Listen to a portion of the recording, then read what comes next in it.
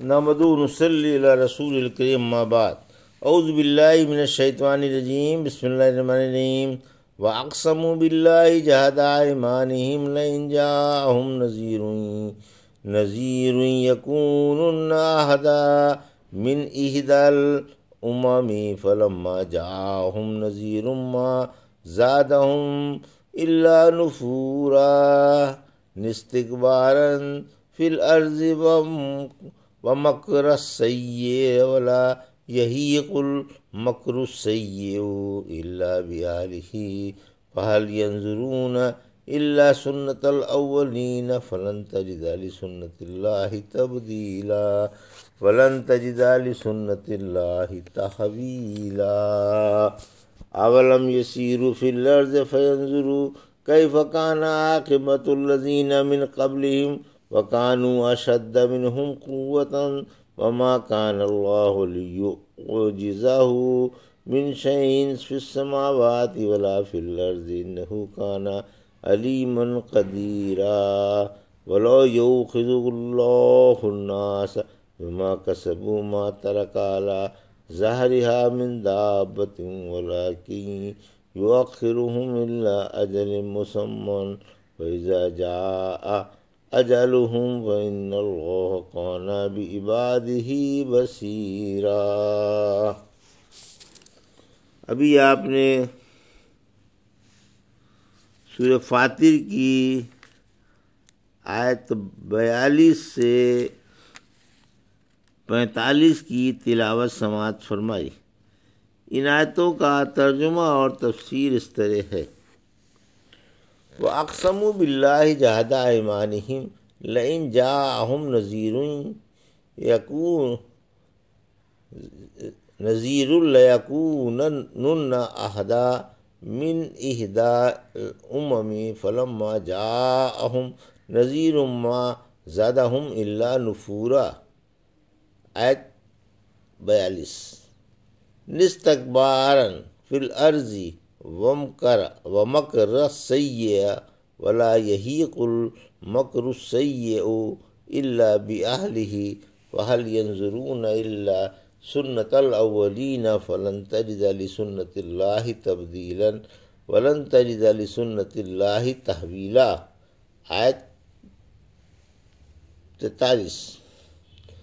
ترجمہ: انہوں نے پکی قسمیں کھا کر کہا کہ اگر ان کے پاس کوئی ڈرانے والا آ جاتا تو یہ ہر قوم سے زیادہ راہ پر ہوتے۔ پھر جب ان کے پاس ایک ڈرانے والا آیا تو اس سے یہ اپنے آپ کو بڑا سمجھنے کی وجہ سے اور اپنی بری سازشوں کی وجہ سے اور بھی بدک پڑے، اور بری سازشوں کا وبال سازش والوں پر ہی پڑے گا۔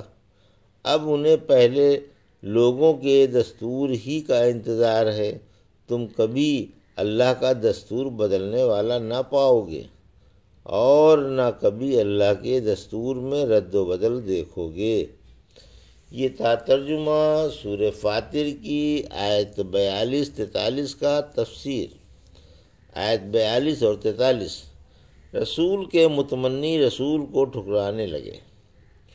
خصوصاً قریش اور عموماً عربوں کو خبر دی جا رہی ہے کہ وہ رسول عربی کے آنے سے پہلے پکی قسمیں کھا کھا کر کہا کرتے تھے کہ اگر ان کے پاس کوئی جگانے والا نبی آتا تو دنیا کی تمام قوموں سے زیادہ راہ یافتہ ہوتے۔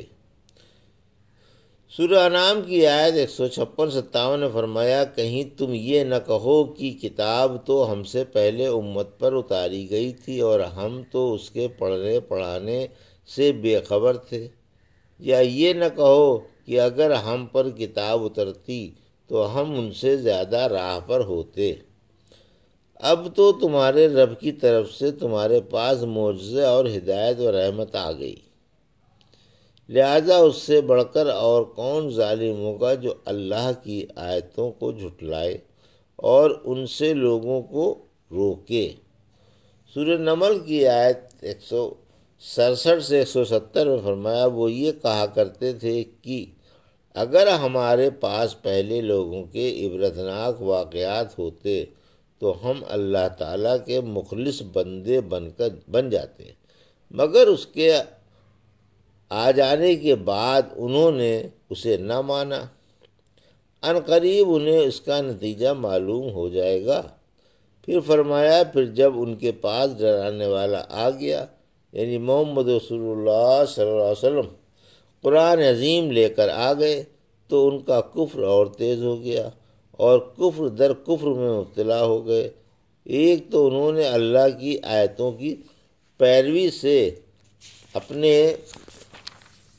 آپ کو بڑھا جانا، دوسرے لوگوں کو اللہ کی راہ سے روکنے کے لیے شرمناک سازشیں کرنے لگے، حالانکہ ان سازشوں کا وبال بھی انہی پر پڑے گا۔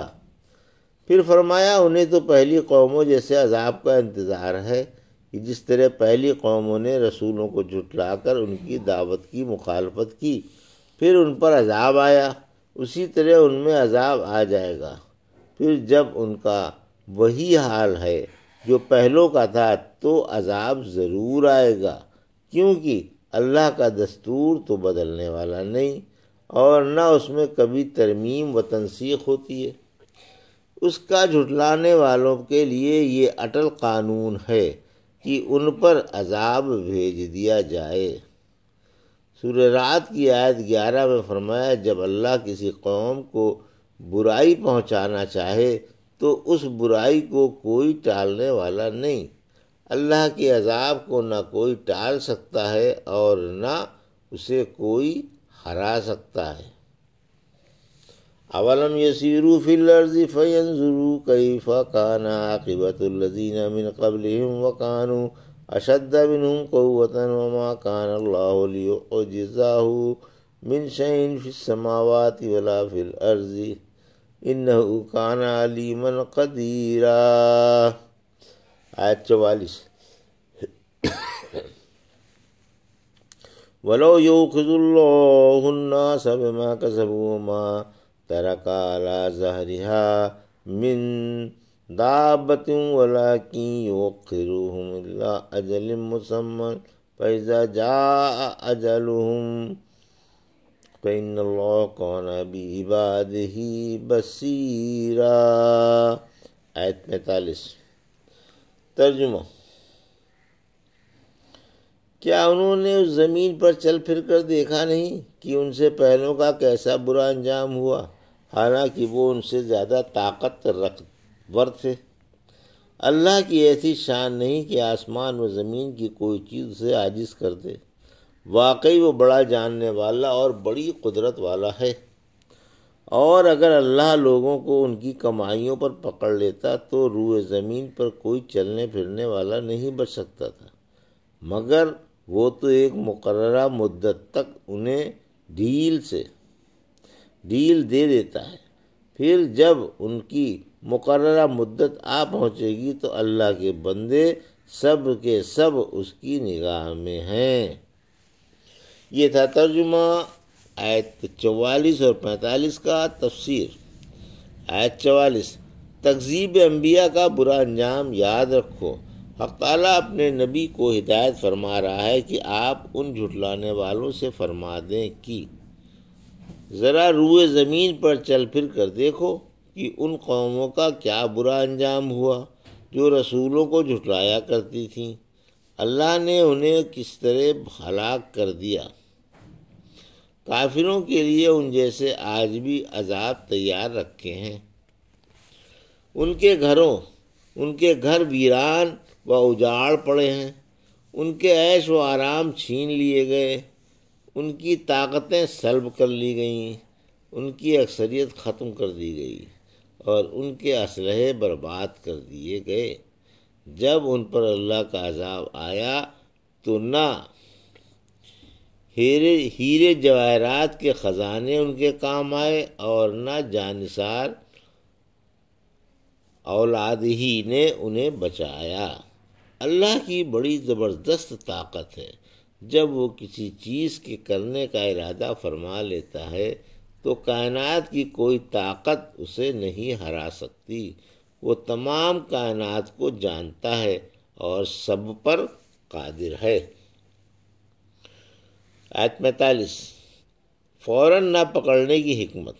یعنی اگر اللہ لوگوں کو ان کے کرتوتوں پر فوراً پکڑ لیا کرتا تو تمام روئے زمین کی اور آسمان کی مخلوق اور ان کے مملوکہ جانور اور روزیاں بھی تباہ ہو جاتی۔